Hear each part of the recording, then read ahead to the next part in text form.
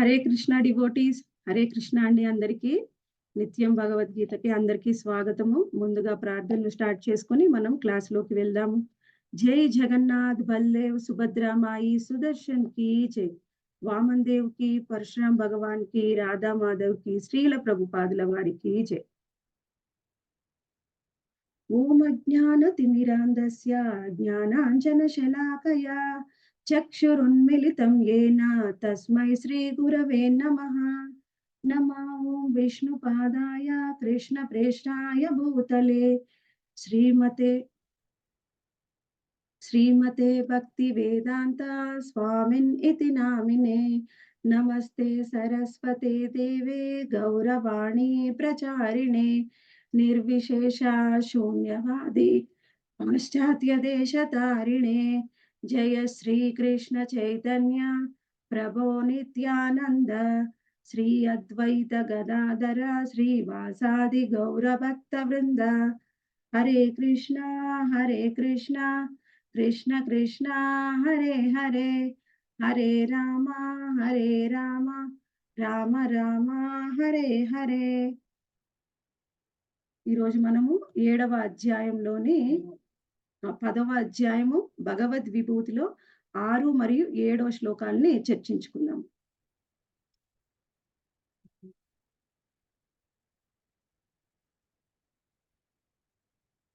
మహర్షయ సప్త పూర్వే చత్వారో మనవస్థదా మద్భావ మనసా జాత ఏషాం లోక ఇమాం ప్రజాః. సప్త మహర్షులను, వారికి పూర్వము సనక సనందాదులైన 4 మహర్షులను మరియు మనువును మానవ జాతిని పుట్టించువారు నా మానసము నుండియే ఉద్భవించిరి. వివిధ లోకములందలి సర్వజీవులు వారి నుండే జన్మించిరి. 7వ శ్లోకము. ఏతాం విభూతిం యోగంచ మమయో వేత్తి తత్వతః సో వికంపేన యోగేన యుజ్యతే నాత్ర సంశయః. నా ఈ దివ్య విభూతిని, యోగ శక్తిని యథార్థముగా ఎరిగినవాడు నా విశుద్ధ భక్తియుత సేవలో నియుక్తుడు కాగలడు. ఈ విషయమున ఎట్టి సందేహము లేదు.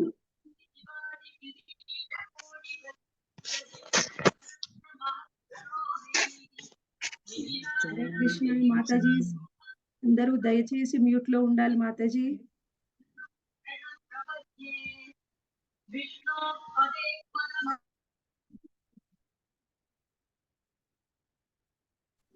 హరే కృష్ణ మాతాజీ. హరే కృష్ణ మాతాజీ. మనము ఇప్పటికి ఇంతవరకు మాతాజీ 9 అధ్యాయాలని చర్చించుకున్నాం. భగవద్గీతలో 9 అధ్యాయాలు పూర్తయ్యాయి.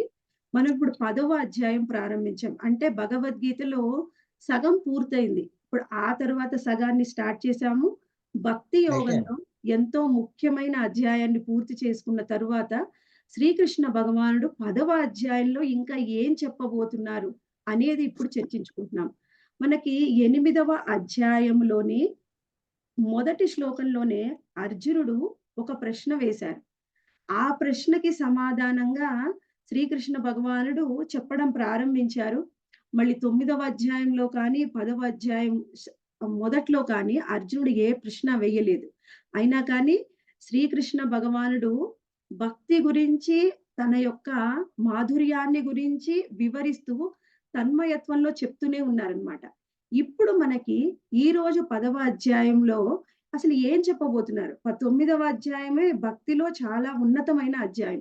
ఇంకా 10వ అధ్యాయంలో ఏం చెప్పబోతున్నారు శ్రీకృష్ణ భగవానుడు అంటే, ఇప్పుడు మనకి ఎవరైనా అతి దగ్గర వ్యక్తులు ఉన్నారనుకోండి, వాళ్ళు మన బంధువులు కానీ, స్నేహితులు కానీ, ఎంతో అతి దగ్గర వ్యక్తులు. వాళ్ళతోని మనము ప్రతిరోజు కలిసి ఉంటున్నాము, మాట్లాడుతున్నాము, అన్ని పనులు చేస్తున్నాము. అటువంటి వ్యక్తి సడన్ గా ఒక రాజ్యానికి రాజు కుమారుడనో, లేకపోతే ఇప్పుడు మన భాషలో ఒక ప్రధానమంత్రి కుమారుడనో తెలిసిందనుకోండి, అప్పుడు ఏమనిపిస్తుంది? ఇన్ని రోజులు వాళ్ళ పట్ల మనకి ప్రేమ ఉంటుంది, అభిమానం ఉంటుంది. కానీ వాళ్ళ గొప్పతనం తెలుసుకున్న తరువాత ఆ ప్రేమ, అభిమానం ఇంకా ఎన్నో రెట్లు పెరిగిపోతుందనమాట. అదే విధంగా మనకి శ్రీకృష్ణ భగవానుడు మొత్తము 9వ అధ్యాయం మొత్తంలో కూడా తన యొక్క మాధుర్యాన్ని వివరించారు. అంటే భక్తుల పట్ల ఆయనకి ఎంత ప్రేమ అనే విషయాన్ని మనకి 9వ అధ్యాయంలో వివరించారు. అసలు ఆ శ్లోకాలు చూస్తే మనకి కృష్ణుడికి భక్తులంటే ఎంత ప్రియమో అర్థమవుతుంది. ఇప్పుడు ఈ 9వ అధ్యాయంలో మనకి చెప్తున్నారు, తేషాం నిత్యాభియుక్తానాం, మనకి ఆ శ్లోకంలో అనన్యాశ్చింతయంతో మాం. ఆ శ్లోకంలో మనకి శ్రీకృష్ణ భగవానుడు వివరిస్తూ ఉన్నాడు. నా దివ్య రూపాన్ని ఎవరైతే ధ్యానిస్తూ ఉంటారో, అనన్య భక్తితో సదా నన్ను అర్చిస్తూ ఉంటారో, వాళ్ళ యోగక్షేమాలని నేను చూసుకుంటాను. వారికి ఏమి ఉన్నాయో అవి నేను కాపాడుతాను. వారికి ఏమి లేవో అవి ఇస్తాను అని చెప్పాడు. అంటే ఎవరైతే శ్రీకృష్ణ భగవాన్ని నిరంతరం ధ్యానిస్తూ ఉంటే చాలు, వాళ్ళ యోగక్షేమాలను నేనే వహిస్తాను అని చెప్తున్నాడు. ఆ తరువాత ఇంకొక శ్లోకంలో అసలు ఇంతకు ముందు అపిచేస్తు దురాచారు. ఆ శ్లోకంలో ఏం చెప్తున్నారంటే, ఇంతకు ముందు నువ్వు ఎన్ని పాపాలైనా చేసి ఉండని. నువ్వు ఎన్ని పాపాలు చేశావా, పుణ్యాలు చేశావా అనేది నాకు సంబంధం లేదు. నువ్వెంత పాపాత్ముడవైనా సరే, ఇప్పుడు నువ్వు భక్తి యోగంలోకొచ్చి నా శరణాగతి గనక పొంది, ఆ శరణాగతిలో నువ్వు ఖచ్చితంగా నీ యొక్క లక్ష్యం అనేది నా మీదనే గనక ఉంచి, నీ సంకల్పం నుంచి గనక నువ్వు పక్కకు జరగకపోతే, నువ్వు కూడా సాధువుతోనే సమానం అని చెప్తున్నారు. సాధువులంటే ఎవరండి? భక్తులు. మనకి సాధారణంగా ఏమనిపిస్తుందంటే, భక్తులంటే చాలా గొప్పవాళ్ళు. వాళ్ళు ఎప్పుడు కూడా ఏ చిన్న తప్పు కూడా చెయ్యరు అని సాధారణంగా మన అభిప్రాయం ఉంటుంది. కానీ శ్రీకృష్ణ భగవానుడు మనకి 9వ అధ్యాయంలో ఏమి రూఢి చేస్తున్నారంటే, భక్తులు అంటే నువ్వు పుట్టినప్పటి నుంచి శుద్ధ భక్తుడివైతే, నువ్వు ఏ విధమైన చిన్న తప్పు చెయ్యకపోతే నిన్ను భక్తుడిగా నేను పరిగణిస్తాను అని మీరనుకోవద్దు.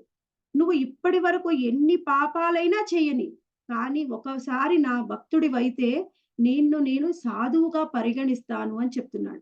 అంటే ఎందుకండి అలా చెప్తున్నారు శ్రీకృష్ణ భగవానుడు అంటే, ఎప్పుడైతే శ్రీకృష్ణ భగవానుడి భక్తులవుతారో, వాళ్ళు ఇంతకుముందు ఎన్ని తప్పులు చేసినా, ఇక ముందు ఏ తప్పు కూడా చెయ్యరు. ఎందుకు అంటే, ఎప్పుడైతే కృష్ణ సాంగత్యంలోకి వస్తామో, అప్పుడే మనలో ఉన్న అనర్థాలు తొలగిపోవడం ప్రారంభమైతాయి.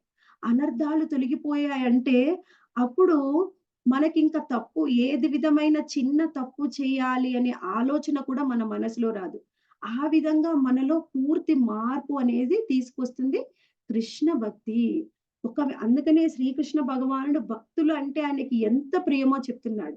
ఇప్పుడు మన పిల్లలు తెలిసి కానీ, తెలియక కానీ ఏమన్నా తప్పు చేస్తే, తల్లిదండ్రులు ఎంత పెద్ద తప్పు చేసినా, వాళ్ళ మీద కోపమున్నా సరే, ఆ పిల్లల్ని ఎప్పుడు కూడా తల్లిదండ్రులు నిరాకరించరు. వాళ్ళని ఇంకోసారి నువ్వు ఇంటికి రావద్దు, మా దగ్గర ఉండొద్దు అని ఎప్పుడు కూడా చెప్పరనమాట. అంతకంటే ఎన్నో వేల రెట్లు భగవంతుడికి తన బిడ్డల మీద ప్రేమ ఉంది. అందుకే నువ్వు ఏ తప్పైనా చెయి.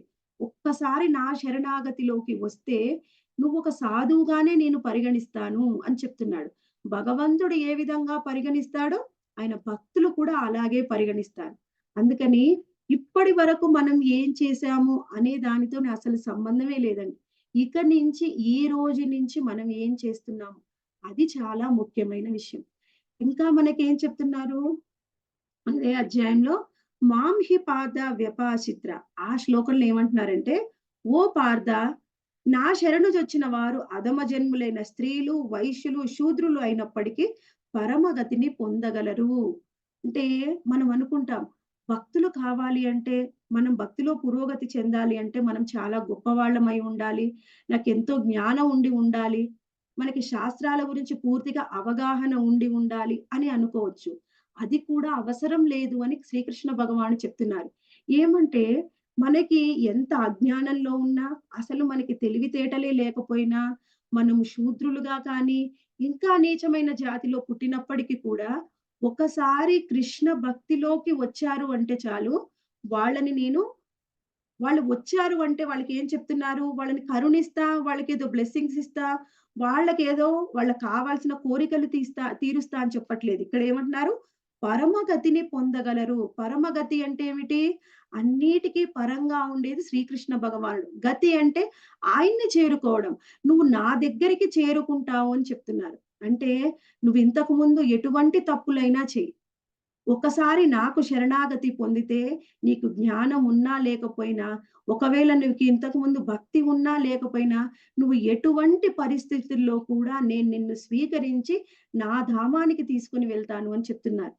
అయితే శ్రీకృష్ణ భగవానుడికి భక్తుల పట్ల ఎంత ప్రియంగా ఉంటారో, ఎంత ప్రేమ ఉంటుందో, ఆయన యొక్క మాధుర్య భావం ఏ విధంగా ఉంటుందో మనం 9వ అధ్యాయంలో తెలుసుకుందాం. అయితే ఇప్పుడు 10వ అధ్యాయంలో ఏం వివరిస్తున్నారు అంటే, ఇప్పుడు వాళ్ళ మీద మనకి ఎంత ప్రేమాభిమానాలు ఉన్నా, వాళ్ళ యొక్క గొప్పతనం తెలిసిందనుకోండి, ఇంకా ఆ ప్రేమాభిమానాలు ఇంకా ఎన్నో వేల రెట్లు పెరిగిపోతాయి. అందుకనే శ్రీకృష్ణ భగవానుడు 10వ అధ్యాయంలో ఆయన యొక్క గొప్పతనాన్ని మనకి వివరిస్తున్నారు. మనకి స్టార్టింగ్ 3 శ్లోకాల్లోనే ఆయన ఏ విధంగా అన్నిటికి మూలము అనే విషయాన్ని వివరిస్తున్నారు. మనకి 10వ అధ్యాయం మొదటి శ్లోకంలో చెప్తున్నారు. పరమం వచః అంటే ఇంతకంటే ముందు చెప్పని కంటే దివ్యమైన ఉపదేశాల్ని నేను ఈరోజు నీకిస్తాను. మనకి 9వ అధ్యాయంలో చెప్పారు రాజవిద్య, రాజగుహ్యం. ఎంతో గుహ్యమైన జ్ఞానాన్ని నీకిస్తున్నాను అని చెప్పారు. ఇప్పుడు నీకు దివ్యమైన ఉపదేశాల్ని ఇస్తాను అని చెప్తున్నారు. అంటే ఆయన యొక్క దివ్యమైన ఉపదేశాలు ఏ విధంగా ఉన్నాయి అంటే, పూర్తిగా ఆయన యొక్క గొప్పతనం మనం తెలుసుకునే విధంగా మనకి వివరిస్తూ ఉన్నారనమాట. నీ హితం కొరకు నేను చెప్తాను అని చెప్తున్నారు. నీ హితం కొరకు నేను వచించెదను. ఇంతవరకు వివరించిన దానికంటే కూడా ఉత్తమమైన జ్ఞానాన్ని నీకిప్పుడు వివరిస్తాను అని చెప్తున్నారు. మొదటి శ్లోకంలోని. ఆ తర్వాత రెండవ శ్లోకంలో ఏమంటున్నారు?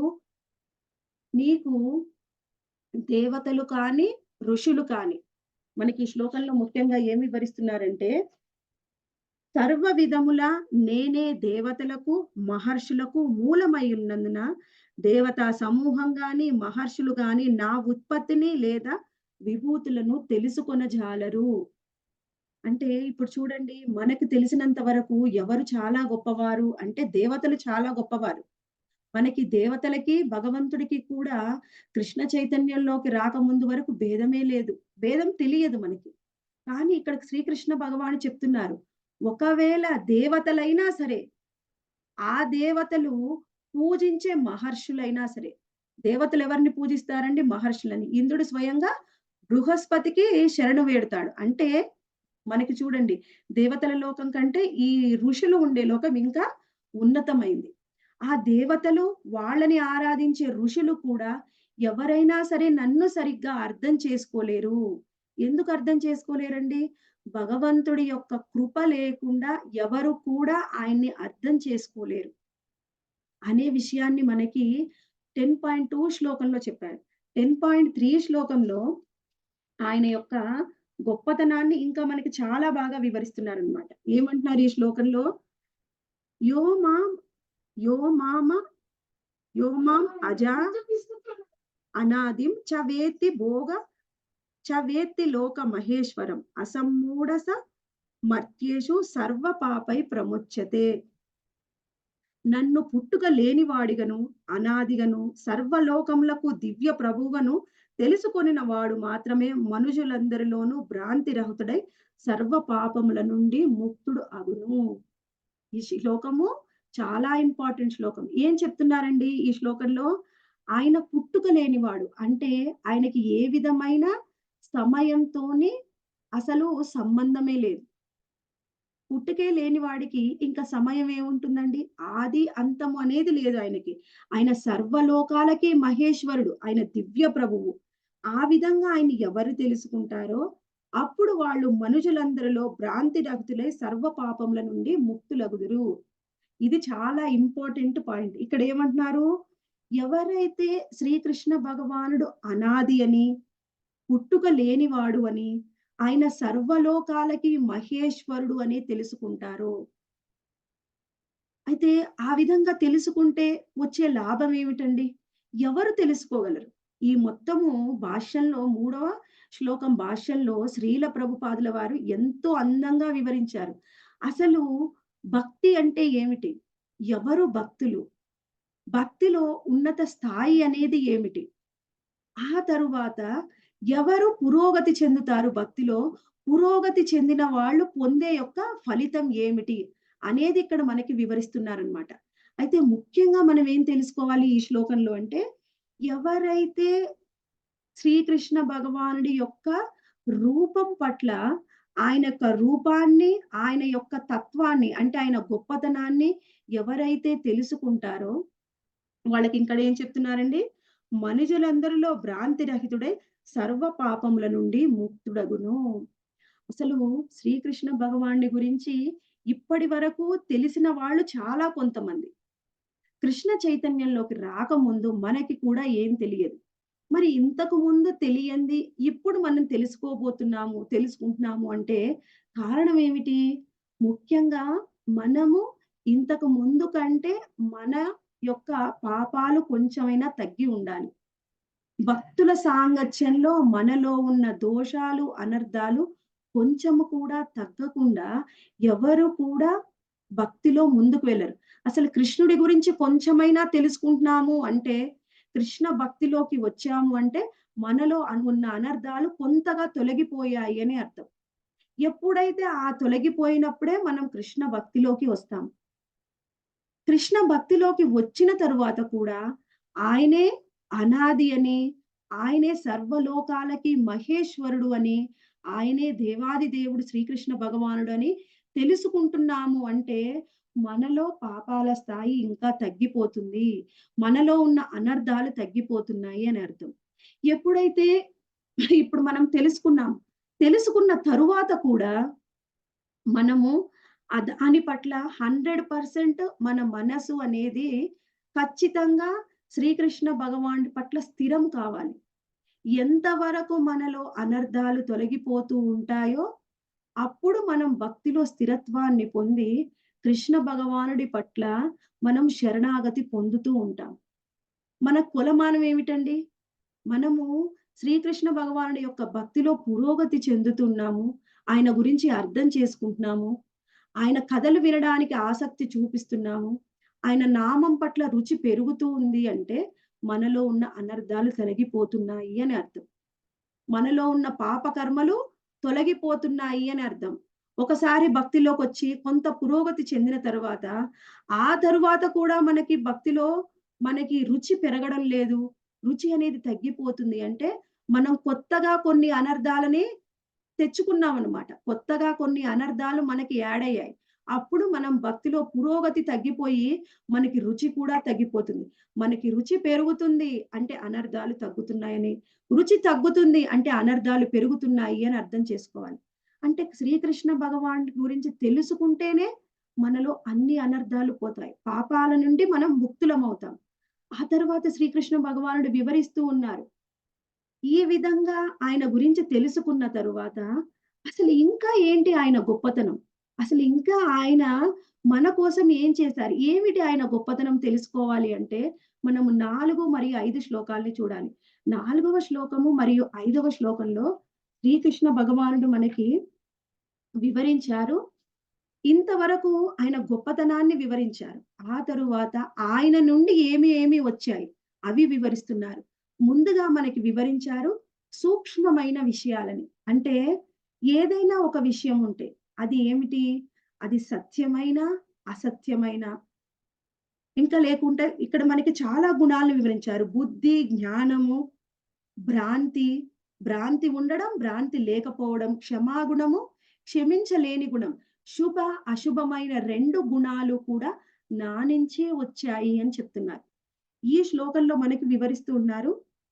ఈ అన్ని గుణాలు కూడా మనకి స్వయంగా శ్రీకృష్ణ భగవాను నుంచే వచ్చాయి. ఆ తరువాత 4 మరియు 5 శ్లోకము చివరి పేరాగ్రాఫ్‌లో మనకి ఈ విధంగా వివరిస్తున్నారు. మనము గాంచు శుభాశుభములన్నిటి రెండింటిని శ్రీకృష్ణ భగవానుడే మూలము. కృష్ణుడు యందు లేనటువంటి ఏదియును ఈ భౌతిక జగమునందు ప్రకటము కాజాలదు.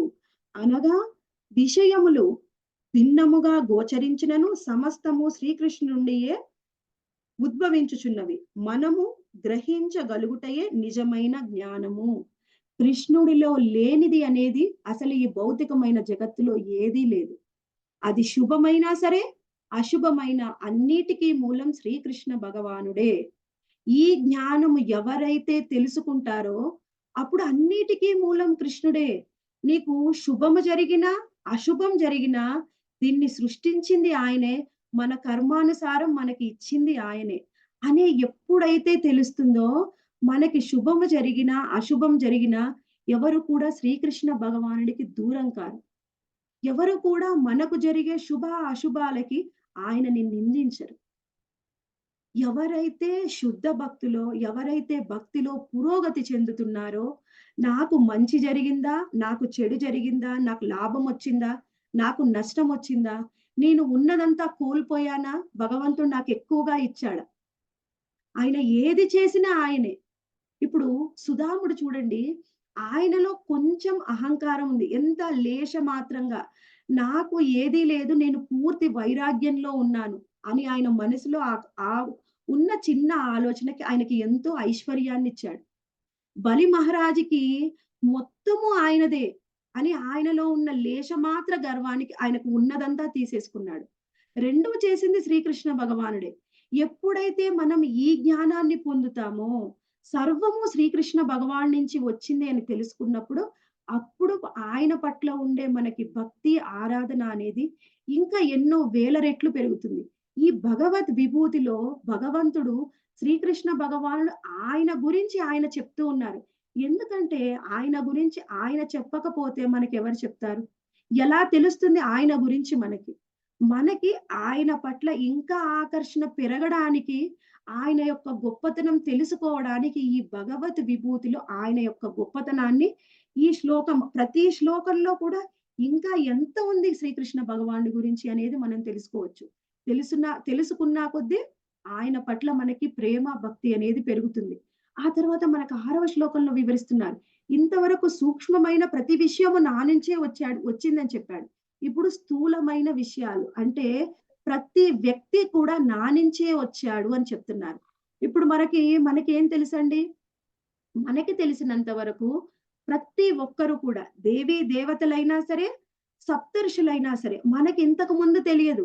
కృష్ణుడైనా సరే, ఇంకా ఏ దేవతలైనా సరే, ఇంద్రుడైనా, అగ్ని అయినా, వాయువైనా, బ్రహ్మదేవుడైనా అందరూ ఒకటే అనుకున్నాం.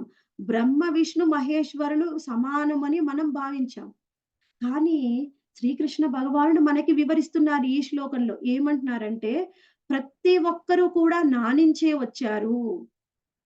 ప్రతి ఒక్కరు కూడా నా నుంచే వచ్చారు. ఏ విధంగా అనేది మనము మూడో స్కందంలో మనము భాగవతంలో చాలా డీటెయిల్డ్‌గా చర్చించుకున్నాం. ఎప్పుడైతే హిరణ్యగర్భుడు శ్రీకృష్ణ భగవానుడి యొక్క పురుషావతారమైన రెండవ పురుషావతారం అయిన గర్భోదక సాయి విష్ణువు ఆయన నుంచి బ్రహ్మదేవుడు ఉద్భవించారు. ఎప్పుడైతే బ్రహ్మదేవుడు ఉద్భవించారో ఆయన 1000 దేవతా సంవత్సరాలు భగవంతుడి గురించి తపస్సు చేస్తాడు. తపస్సు చేసిన తరువాత ఆయనకి జ్ఞానం వస్తుంది. నువ్వు సృష్టి కార్యాన్ని చెయ్యి అని. ఆయనకు అంతకు వరకు ఏమీ తెలియదండి. ఎప్పుడైతే భగవంతుడికి శరణాగతి పొందాడో అప్పుడు ఈ మొత్తము సృష్టినే సృష్టించే అంత గొప్పతనము, అంత శక్తి బ్రహ్మదేవుడికొచ్చాయి. ఈ విషయాలన్నీ మనకెలా తెలుస్తాయి? ఎప్పుడైతే భాగవతము మరియు భగవద్గీత చదువుతామో, మనం ఆచార్యుల ముఖత వింటామో అప్పుడు మనకు తెలుస్తుంది.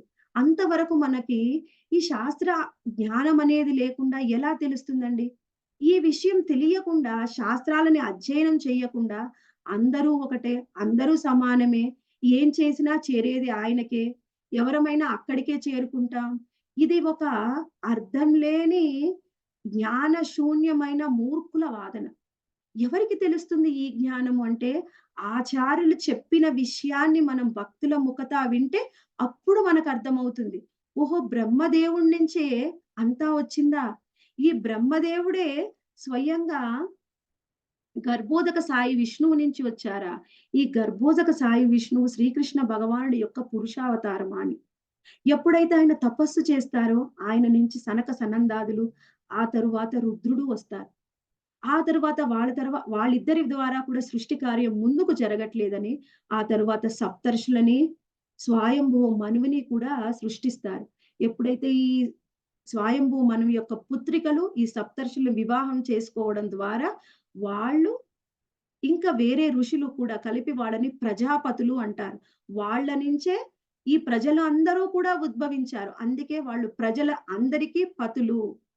ఇప్పుడు మనం అనుకుంటాము మనమున్న ఈ భూమి మీద అని. కేవలం మనం ఉన్న ఈ భూమి మీద కాదండి. మొత్తము ఈ బ్రహ్మాండంలో ఎన్ని లోకాలున్నా మనదొక్కటే కాదు. ఎన్ని బ్రహ్మాండాలు ఉన్నా ప్రతి లోకంలో కూడా జనులు వచ్చారు అంటే వాళ్ళందరూ కూడా ప్రజాపతుల ద్వారానే వచ్చారు. ఈ ప్రజాపతులు అందరూ కూడా బ్రహ్మదేవుడి నుంచి వచ్చారు. బ్రహ్మదేవుడికి మూలమే శ్రీకృష్ణ భగవానుడు. ఆ విధంగా మనకు బ్రహ్మదేవుడు పితామహుడు అవుతారు. శ్రీకృష్ణ భగవానుడు స్వయంగా ప్రప్రపితామహుడు అవుతారనమాట. ఈ విషయాన్ని మనకి శ్రీల ప్రభుపాదుల వారు తన భాష్యంలో వివరించారు. ఆయన ఆయన భాష్యంలో ఇంత డీటెయిల్డ్‌గా వివరిస్తే మనకిప్పుడు అర్థమవుతుంది. అసలు అన్నిటికి మూలం ప్రతి ఒక్క జీవుడికి మూలము శ్రీకృష్ణ భగవానుడే అని. ఆ తర్వాత మనకి 7వ శ్లోకంలో వివరిస్తున్నారు. శ్రీకృష్ణ భగవానుడి యొక్క గొప్పతనం ఇంకా బాగా అర్థం చేసుకునే విధంగా. ఈ శ్లోకంలో ఏమంటున్నారు? నా ఈ దివ్య విభూతిని, యోగ శక్తిని యథార్థముగా ఎరిగిన వాడు నా విశుద్ధ భక్తియుత సేవలో నియుక్తుడు కాగలడు. ఈ విషయమున ఎట్టి సందేహము లేదు. ఇప్పుడు మనకి ఈ 6 శ్లోకాల్లో వివరించిన ఈ జ్ఞానాన్ని ఎవరైతే అర్థం చేసుకుంటారో, ఆయన యొక్క దివ్యమైన శక్తి ఏమిటి? ఆయన మాధుర్యతని అర్థం చేసుకున్నాము. ఇప్పుడు ఆయన శక్తిని కూడా అర్థం చేసుకుంటున్నాము. ఎవరైతే అర్థం చేసుకుంటారో వాళ్ళే నా భక్తియుత సేవలో ఉంటారు అని చెప్తున్నారు. ఈ శ్లోకంలో ఏమంటున్నారంటే, ఏతాం విభూతి యోగంచ నా యొక్క విభూతులని విభూతులు అంటే భగవంతుడి యొక్క విభూతులు తెలుసు మనకి. ఏమిటవి? జ్ఞానము, వైరాగ్యము, సంపద, శక్తి, ఆ తరువాత కీర్తి, ఈ విధంగా మొత్తము 6 విభూతులు ఉన్నాయి. ఇంకొకటి అందము. ఈ 6 విభూతులు భగవంతుడికి ఉన్నాయని తెలుసు. ఆ తరువాత యోగం. యోగం అంటే ఇక్కడ 2 యోగాలు వివరించాడండి. ఏతాం విభూతి యోగంచ మమ యో వేత్తి తత్వతః సో వికల్పేన యోగేన యుజ్యతే నాత్ర సంశయః. ఇక్కడ మనకి ముఖ్యంగా అర్థం చేసుకోవాల్సిన విషయం ఏమిటంటే, ఏతాం విభూతి యోగంచ 2 యోగాలకి కూడా 2 అర్థాలు ఉన్నాయి. మనకి దాన్ని శ్రీల ప్రభుపాదుల వారు తన ప్రతిపదార్థంలో వివరించారు. మొదటి యోగానికేమో యోగ శక్తి అని, తరువాత యోగానికేమో భక్తియుత సేవ అని వివరించారు. అంటే ఇప్పుడు యోగం అంటే ఏమిటి? భగవంతుణ్ణి చేరుకునే మార్గం.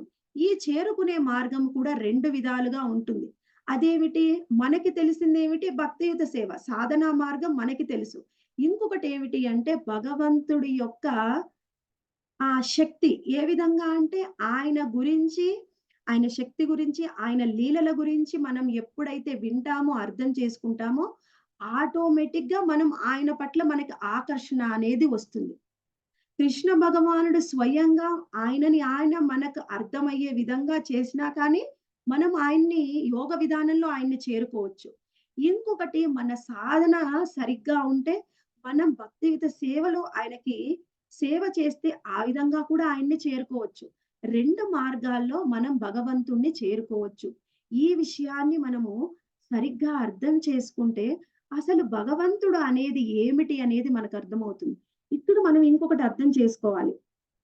మమ యో వేత్తి తత్వతః. తత్వతః ఆయన్ని అర్థం చేసుకోవచ్చు. ఇప్పుడు మనకి ఇంతకు ముందే శ్రీకృష్ణ భగవానుడు వివరించారు. జన్మ కర్మ చ మే దివ్యం ఏవం యో వేత్తి తత్వతః. ఎవరైతే శ్రీకృష్ణ భగవానుడి యొక్క జన్మని మరియు ఆయన కర్మని తత్వతః అర్థం చేసుకుంటారో వాళ్ళు జన్మ కర్మ చ మే దివ్యం ఏవం యో వేత్తి తత్వతః త్యక్త్వా దేహం పునర్జన్మ నైతి మామేతి సో అర్జున. నన్ను తత్వతః ఎవరైతే అర్థం చేసుకుంటారో వాళ్ళకి పునర్జన్మ అనేది ఉండదు. నా ధామానికి వాళ్ళని తీసుకొని వెళ్తాను అని చెప్తున్నారు. ఇక్కడ ఇంకా మనకి ఇంకా వివరిస్తున్నారనమాట. అయితే ఆయన జన్మని, కర్మని ఏ విధంగా అర్థం చేసుకోవాలి మనం? ఆయన విభూతిని మరియు ఆయన యోగం ద్వారా ఆయన్ని అర్థం చేసుకోవాలి. దాన్నే తత్వతః అర్థం చేసుకోవడం అంటాం.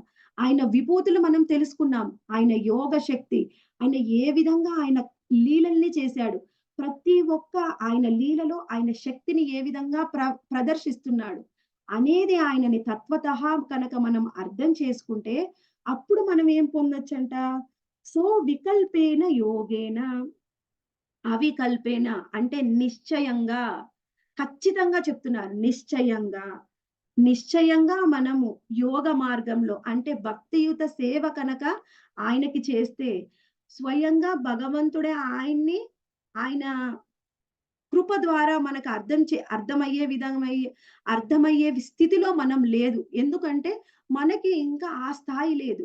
ఆయన కృప స్వయంగా మన మీద పడకపోయినా సరే, మనం భక్తుల యొక్క సాంగత్యంలో భక్తి శ్రద్ధలతోని ఆయనకి కనక సేవ చేస్తే, అప్పుడు కూడా మనం ఆయన్ని పొందవచ్చు. అప్పుడు ఆయన కృప అనేది మనకు లభిస్తుంది. ఎవరైతే ఆ విధంగా చేస్తారో యుజ్యతే నాత్ర సంశయః. నాత్ర సంశయః అంటే ఇక్కడ మనకు వివరిస్తున్నారు. ఎటువంటి సందేహమే లేదు. ఖచ్చితంగా వివరిస్తున్నారనమాట.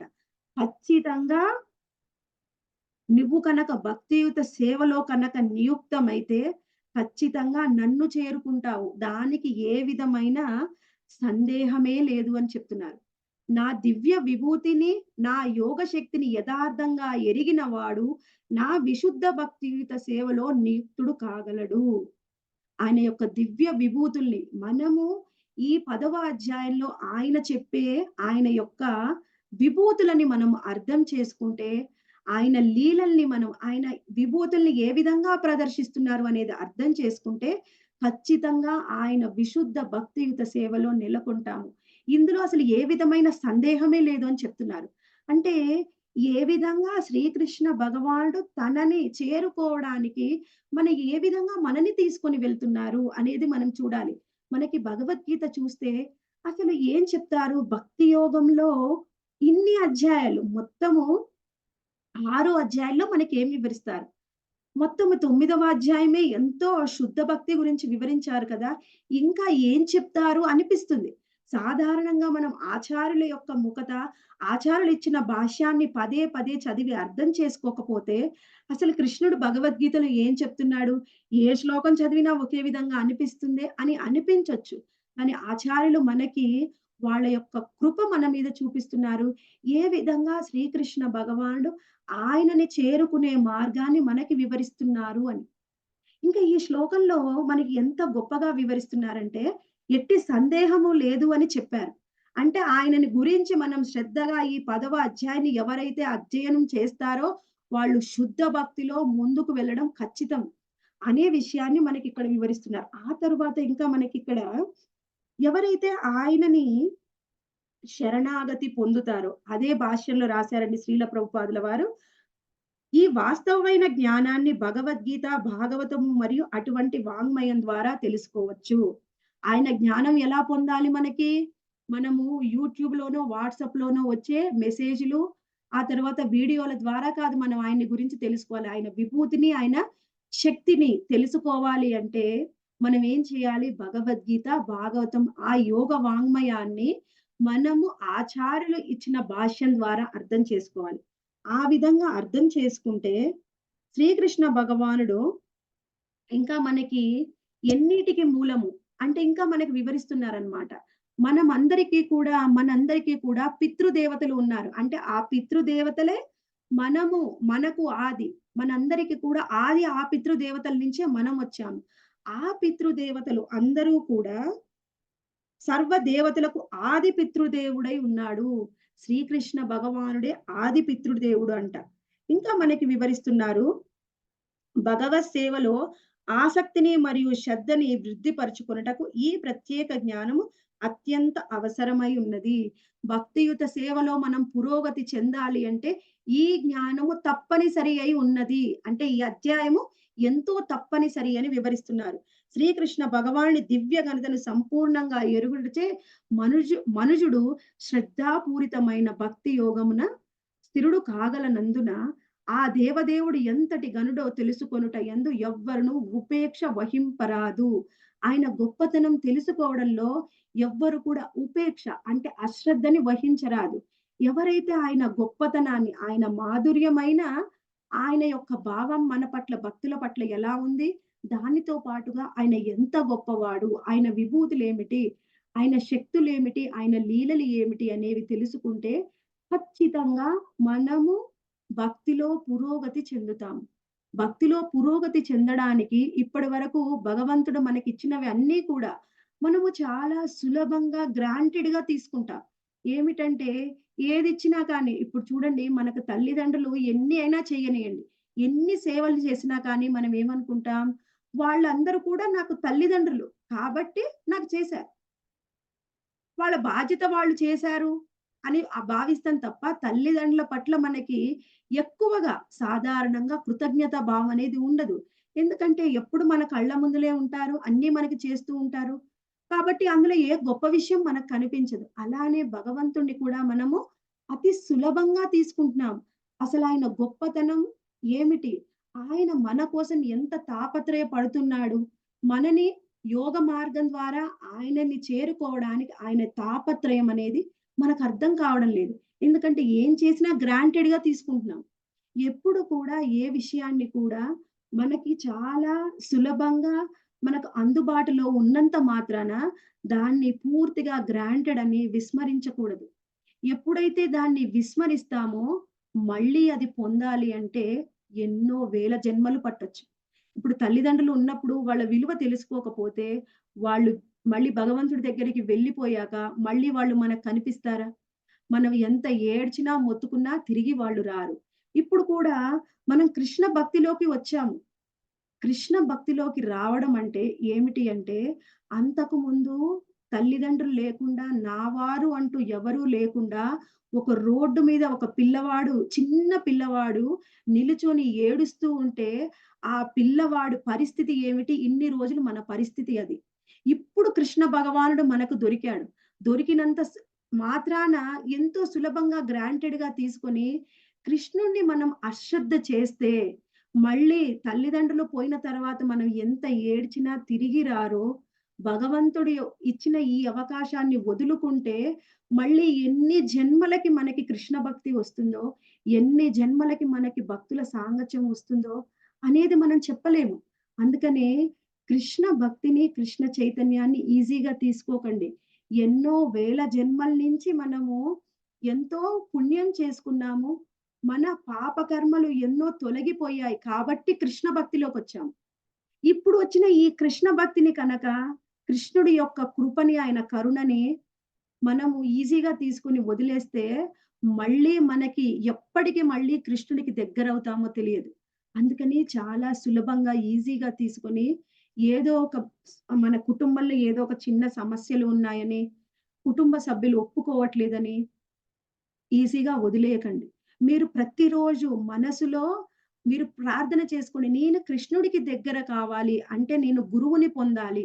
అప్పుడే నేను కృష్ణధామం చేరగలను అని ప్రతిరోజు మన మనసులో ప్రార్థించాలి. ఓ కృష్ణ నా పరిస్థితులు ఇలా ఉన్నాయి. ఏం చేస్తావో నాకు తెలియదు. నేను ఎలాగైనా గాని నీ దగ్గరికి చేరుకోవాలి. ప్రతిరోజు మీరు భక్తి శ్రద్ధలతోని కనుక ఆయన్ని ఒకసారి వేడుకుంటే ఖచ్చితంగా ఆయన కృప మన మీద పడుతుంది. ఆయన కృప ఎప్పుడు మన మీద ఒక సెకను పడినా చాలు, మన చుట్టుపక్కల ఉన్న వాళ్ళందరూ మారిపోతారు. వాళ్ళు మారినా, మారకపోయినా కానీ మనమైతే పురోగతి చెందుతాం. దాంట్లో ఏ విధమైన సందేహం లేదు. కృష్ణ భక్తిని, కృష్ణ ప్రేమని చాలా సులభంగా తీసుకొని కృష్ణుడికి దూరం అవ్వకండి. ఆయన గొప్పతనాన్ని తెలుసుకొని, ఏ విధంగా యోగం ద్వారా ఆయన్ని చేరుకోవడానికి మనము నిరంతరం ప్రయత్నం చేస్తూ ఉందాం. అయితే ఇప్పటి వరకు మనకి ఆయన యొక్క గొప్పతనాన్ని వివరించారు. ఆ తరువాత భగవద్గీత మొత్తంలోనే ఎంతో ముఖ్యమైన చతుశ్లోకి భగవద్గీత రేపటి నుంచి ప్రారంభమవుతుంది. అయితే కృష్ణుడు ఇంతవరకు ఇన్ని చెప్పాడు కదా! అసలు ఇంకా చతుశ్లోకి భగవద్గీతలో ఏం చెప్పాలనుకుంటున్నాడు? ఎందుకవి అంత ముఖ్యమైన శ్లోకాలు? ఏం చెప్పడం ద్వారా కృష్ణుడు ఇంకా మనని ఆయనకి దగ్గర చేసుకోవాలని అనుకుంటున్నాడు అనేది చతుశ్లోకి భగవద్గీతలో రేపటి నుంచి తెలుసుకుందాం. ఎంతో ముఖ్యమైన శ్లోకాలు. ఎవరు కూడా మిస్ అవ్వకండి. హరే కృష్ణ మాతాజీస్ అండ్ ప్రభుజీస్. ఏవైనా సందేహాలు, ప్రశ్నలు ఉంటే అడగండి మాతాజీ. హరే కృష్ణ. హరే కృష్ణ మాతాజీ. హరే కృష్ణ. హరే కృష్ణ మాతాజీ. తెలుసుకున్నా గాని భగవంతుని ఎలా తెలుసుకోవాలి అనేసని అందరికీ యూజ్ అయ్యేటట్టు అన్ని రకాల మార్గాలు చెప్తున్నారు మాతాజీ. చెప్పారు. అది చాలా బాగుంది మాతాజీ. హరే కృష్ణ. హరే కృష్ణ మాతాజీ. హరే కృష్ణ మాతాజీ. హరే కృష్ణ మాతాజీ. దండవత్ ప్రణామం మాతాజీ. ఈ రోజు క్లాస్ చాలా బాగుంది మాతాజీ. రుచి రుచి తెలుస్తుంది మాతాజీ, మాకు భక్తి రుచి. ఇంకా చాలా మేము ఏదో అంటే కనెక్ట్ చాలా కష్టమయ్యేది, ఈ కనెక్ట్ కావడానికి కృష్ణన్కి కనెక్ట్ కావడానికి చాలా కష్టపడేది. కానీ ఈ రోజు అయితే చాలా ఎంత బాగుందంటే ఇంకా తప్పనిసరిగా ఇంకా ఆ భగవంతుని పాదాలు వదలలేము మాతాజీగా. ఈ రోజు క్లాస్ అంతా చాలా బాగుంది. హరే కృష్ణ మాతాజీ. భగవద్గీత యొక్క గొప్పతనం అదే, కానీ మనకి తెలియలేదు ఇన్ని రోజులు, ఇప్పుడు తెలుస్తుంది మాతాజీ. అవును మాతాజీ, ఈ రోజు తెలిసింది మాతాజీ. దండవత్ ప్రణామం మాతాజీ. నారద మహర్షికే ఈ మాయలో పడిపోయి మా నారద మహర్షికే అలా జరిగింది మాతాజీ. కృష్ణుడు టెస్ట్ చేశారు. మనం వదలడం అనేది చాలా చిన్న మాట అనుకుంటున్నాను మాతాజీ. కృష్ణుడిని వదలొద్దని ప్రార్థించాలని తెలుసుకున్నాను మాతాజీ. కృష్ణుడే నన్ను వదలొద్దు స్వామి అని తెలుసుకున్నాను. మన మాయ చేతిలో వదలటం చాలా ఈజీ మాతాజీ. ఒక 2 రోజులు జపం చేస్తే 3 రోజు రేపు చేద్దాం అన్న మైండ్ సెట్ వచ్చేస్తుంది. అట్లా కృష్ణుడి స్వామి నువ్వే నన్ను వదలొద్దు అని ప్రార్థించాలని మళ్ళీ తెలుసుకున్నాను.